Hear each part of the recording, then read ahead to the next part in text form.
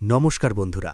আমাদের সবার জীবনে এমন কিছু মুহূর্ত আসে যখন আমরা জানি কি করতে হবে, কিন্তু আলসেমির কারণে শুরু করতেই পারি না।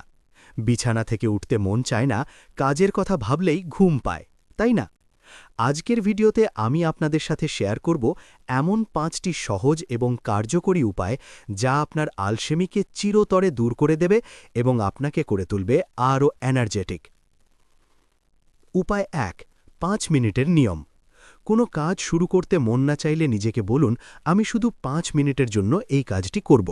অবাক হবেন, বেশিরভাগ সময়ই ৫ মিনিট শুরু করার পর কাজটি শেষ না করে উঠতে মন চাইবে না। কেন কার্যকরী? এটি মানসিক বাধা দূর করে এবং কাজ শুরু করার প্রথম ধাপকে সহজ করে তোলে। উপায় ২, ছোট ছোট ভাগে কাজ ভাগ করুন। যেমন যদি একটি বই লিখতে হয়, তবে ভাবুন শুধু একটি প্যারাগ্রাফ লিখবেন। যদি ঘর পরিষ্কার করতে হয়, তবে ভাবুন শুধু এক কোণার আবর্জনা পরিষ্কার করবেন। কেন কার্যকরী? বড় কাজ দেখে আমরা হতাশ হয়ে পড়ি। ছোট ছোট ভাগ কাজকে সহজ ও ম্যানেজেবল মনে করায়। উপায় ৩, কাজের তালিকা তৈরি করুন এবং সবচেয়ে কঠিন কাজটা আগে শেষ করুন। ইট দ্য ফ্রগ ফার্স্ট। প্রতিদিন সকালে আপনার দিনের সব কাজের একটি তালিকা তৈরি করুন এবং সেই তালিকার সবচেয়ে কঠিন বা অপছন্দের কাজটি সবার আগে শেষ করুন। কেন কার্যকরী?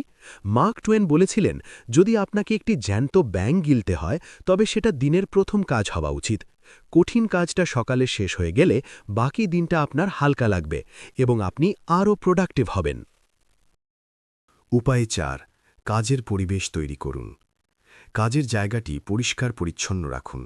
আশেপাশে যেন এমন কিছু না থাকে যা আপনাকে বিভ্রান্ত করে।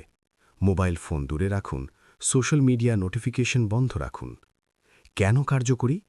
একটি সুসংগঠিত পরিবেশ আপনার মনকেও সুসংগঠিত করে তোলে এবং আলসেমিকে দূরে রাখে। উপায় ৫, নিজেকে পুরস্কার দিন। যখন আপনি কোনো কঠিন কাজ শেষ করবেন, তখন নিজেকে ছোটখাটো পুরস্কার দিন। হতে পারে আপনার পছন্দের একটি গান শোনা, কফি পান করা বা ১০ মিনিটের জন্য পছন্দের কোনো কাজ করা।